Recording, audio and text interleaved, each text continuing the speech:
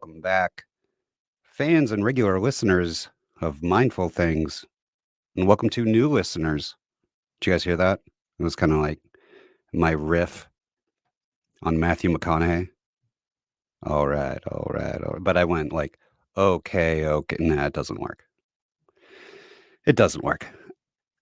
Quick update. I am doing terrible. Terrible. For those people who suffer from severe depression. The last week and a half or so, I've been going through the physical side of it. So the physical side means, at least for me, in my experience, not sleeping much, even if I'm absolutely dead tired. So my head hits the pillow around 10 p.m., 11 p.m., dead tired, but I don't fall asleep till about 3 or 4 a.m. Going to work, half asleep, half awake, not able to really carry myself very well, not being very social, staying home a lot more than usual. Cold weather kind of plays a factor into that. There's a little bit of a hibernation factor to this, but it's still depression. Meds aren't working. That happens, and I need to make an appointment with my doctor to do a med check and see if we need to change things up.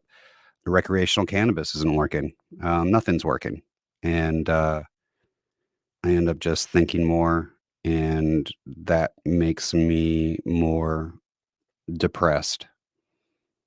And the only thing that you can do in those times is do your exercises and keep moving forward. But, same thing that I said the last couple of weeks. There's not much that's going to pull me through this besides patience and time. The thing I need to be really careful in this period is to not fall lower. I'm kind of close to the cutoff point, to the edge. If I fall any further, I need to talk to a professional about it fast, because I don't begin to contemplate suicide, but I definitely don't. I don't know. It starts out just being like, I just need a break from life. I need a break. It sounds innocent. It does. It sounds innocent. But then that idea just festers, and you start taking a few steps down that road, kind of dip your toes into the water. And you got to be really careful, because any further than that, you know, you're going to a really, really dark place. So that's where I'm at right now. I think you can tell by my voice that I'm just really out of it. You also just feel it everywhere. I feel it in my shoulders. I feel it in my stomach. I'm just tired and tense at the same time, and nothing works. And in this time, you kind of you kind of end up just eating like crap, and people tell you, you got to exercise, and that's true. It will help. But when I'm too tired to even sleep, I know that kind of doesn't make sense, but it happens. When I'm too tired for sleep, I'm certainly too tired to exercise.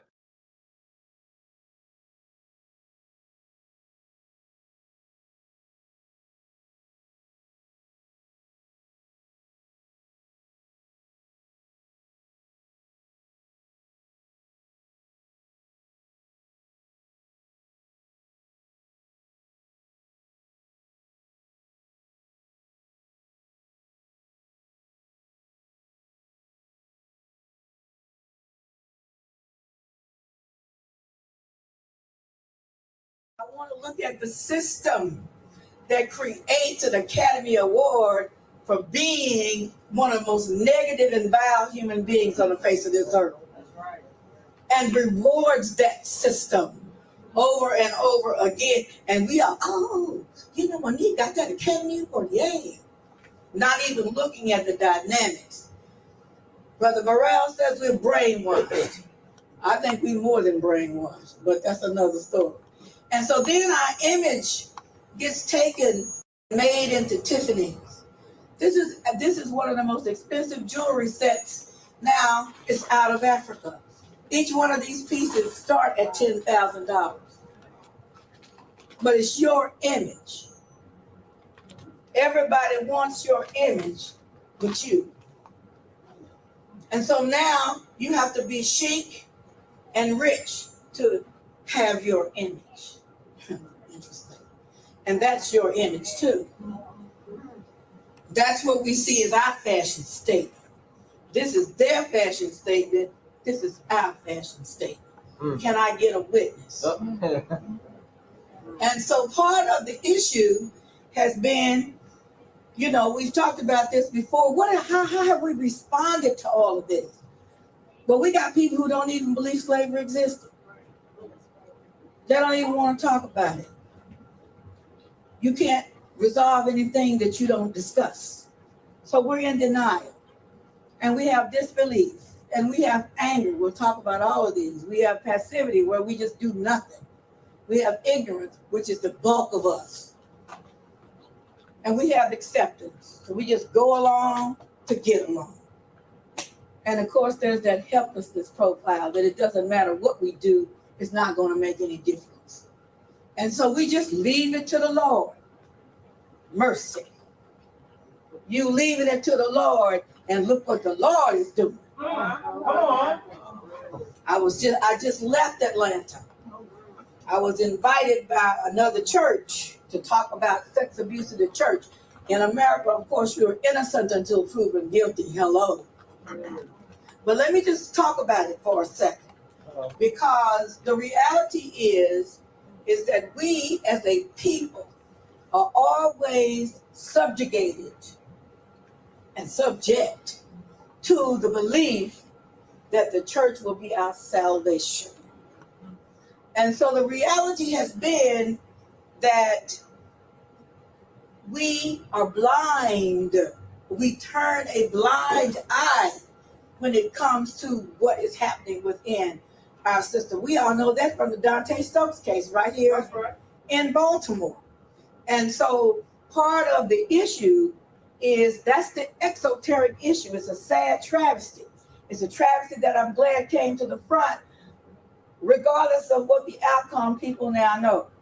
And as I say, the person is innocent until proven guilty.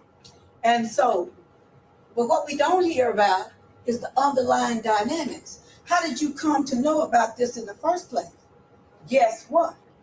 When these churches came out in support of the current president, Mr. Obama, there was an investigation then waged by certain regulatory agencies to see whether or not they were in violation of the 501c3, church and politics.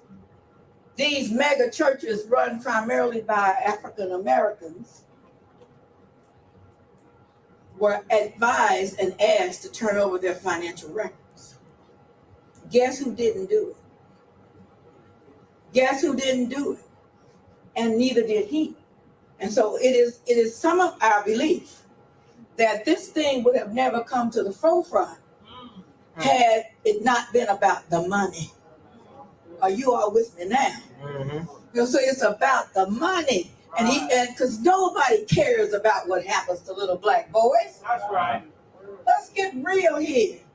It was about some other agenda. And hey, by the way, this happened to be a great fallout, because it's a great public relations campaign if it wasn't for the travesty of our children. Are you all with me now? Yes. And so it's not just the Catholic Church.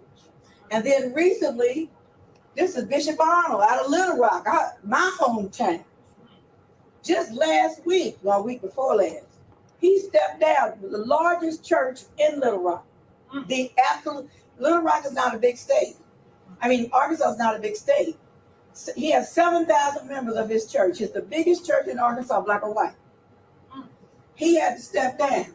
Why? Because he had an affair with one of the women in the church, whose husband was on the deacon board, who hired a private investigator who followed them around and found out and went to the pastor the day before and said, "I'm going to bring it up tomorrow in church." So he stepped down. But guess what the fallout was? While he was investigating who was sleeping with his wife, he found out that the preacher's wife was sleeping with one of the other deacons. Amen. This is deep, y'all.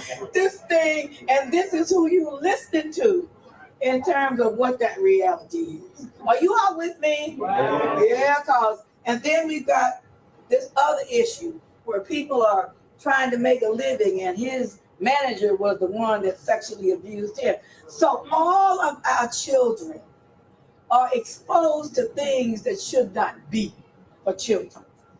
And people in America care more for dogs than they do for our children. That's right. And so now we got the Tea Party.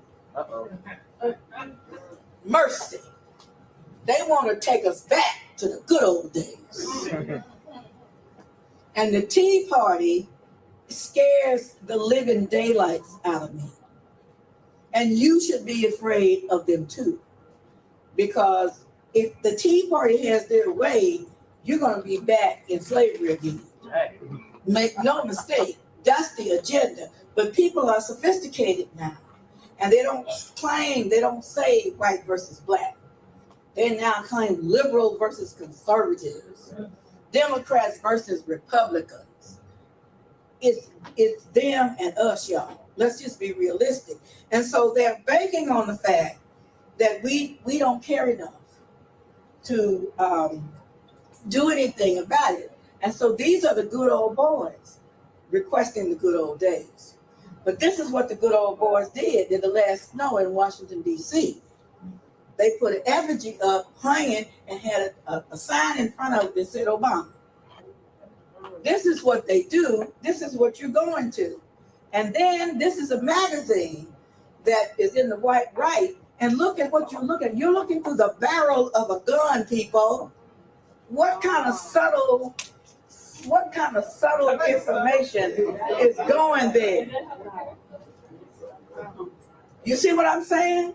Do you all follow me? And this is going to be found on the internet.